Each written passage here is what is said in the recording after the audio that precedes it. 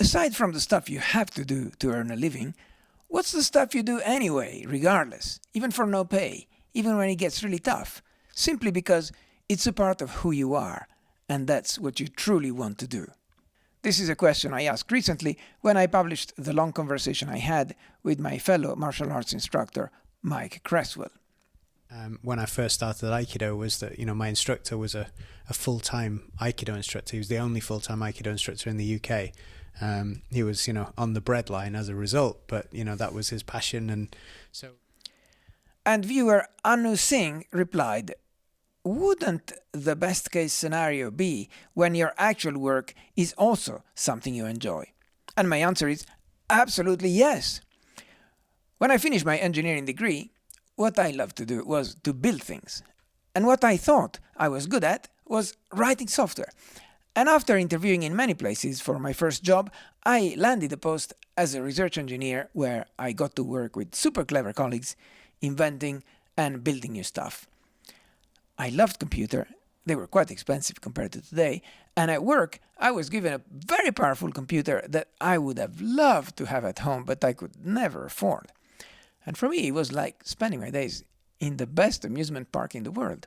I would have gladly paid an entrance fee just to be there. And instead, they even gave me a salary. It was a dream job. Nowadays, I practice and teach Kendo. I don't get paid for it. In fact, I pay slightly more than my own students just to be in the dojo. I teach Kendo not because I have to do it, but because I get to do it. It's a privilege. I do it because it's part of who I am. I don't do it full time like Mike's Aikido instructor who was on the breadline as a result, because I also have other jobs. My main day job is also a privilege for me. In fact, one that many envy, even though it does not pay very much. I get to be a professor at the University of Cambridge. I get to invent stuff and write about it and give presentations about it around the world. I get to inspire some of the cleverest students on earth and see them grow. I find that at heart, I'm an educator and also a creator and a builder and an engineer and a programmer and a scientist and an inventor and a writer and a public speaker. So it's great that I get to do all these things professionally and be recognized and rewarded for doing them. Besides that, I started a company. I get to run my own company and to take it wherever I want. So that's the secret for an enjoyable professional life. Put yourself in the position where you get to do stuff that you'd love to do anyway, even if you didn't have a boss telling you that you have to do them. And to put yourself in that position, you must prepare in advance. First of all, you must understand who you are, understand what makes you tick, understand what you would still want to do, even if you won the lottery and had secured financial freedom for the rest of your life. Find out who you are. Then find out what gives you joy. Then find out how to make that activity a lucrative enough profession that you can make it your main job to a level that would sustain a lifestyle you're comfortable with. And these are not easy questions. There's a whole video about them. It's worth doing. And then after that, with this awareness, choose what education you need in order to bring this dream to fruition. But the questions you need to ask yourself are difficult, particularly at a young age where you still have to decide what to do at university, and many people put them off. And they cut corners when choosing. They choose a topic because it's a cool thing to study now, but without having figured out how they can turn it into a lifelong career that will sustain them and they will continue to enjoy.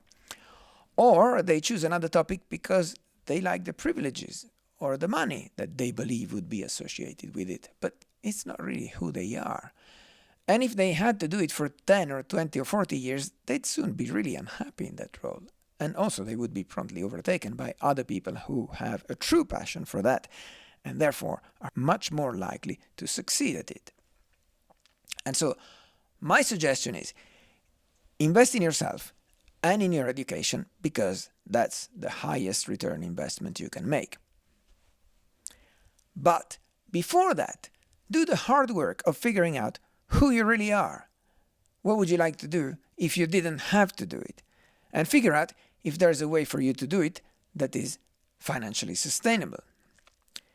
Nowadays, I encounter more and more people who have a feeling of entitlement. Okay, just because they do the thing they like and they do it to a good standard, they believe that someone should reward them for it, and they should have a right to get paid to continue doing it. And I'm afraid that's not how it works. You're only pleasing yourself. Why should anyone else pay you for that? However, if while doing what you love and what you're good at, you actively find ways to give enough other people the stuff they want, then there will definitely be ways for you to make your activity not just financially sustainable, but financially abundant, as well as personally fulfilling. Stick a like on the video and say Wolf in a comment, because I love to hear from people who made it this far.